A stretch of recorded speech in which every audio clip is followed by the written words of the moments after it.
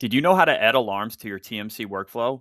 In this video, learn how to quickly set up real-time alerts to prevent collisions, monitor data precision, and safeguard your underwater operations.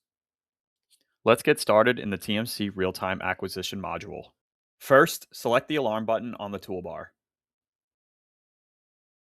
A window named Alarms will pop up in the center of the screen. Go ahead and select Add and give your alarm a name. Next, we will add conditions to our alarm.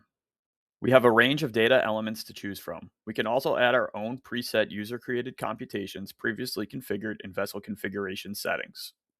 For this demonstration, we want an over-dredge bucket Z alarm, so we will add an absolute Z dredge head data element. The goal is to have the operator notified every time the tool is moved below an elevation of 257 meters.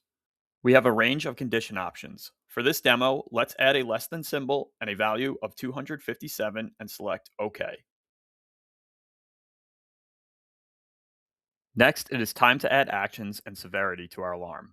We set this to a high severity alarm, so let's toggle sound alarm and blink numerics to on. We also have the ability to add an output ID number for file logging and exporting. Next, select OK and OK again to save the alarm. It is time to see our alarm in action. Raise and lower the bucket to an elevation below 257 meters. Congratulations on successfully configuring an alarm. Bonus tip, your own .wav file can be added for a unique sound. To accept or mute the alarm, simply use the buttons on the window that has popped up. Thanks for watching, and reach out to your local Trimble Marine dealer for more details.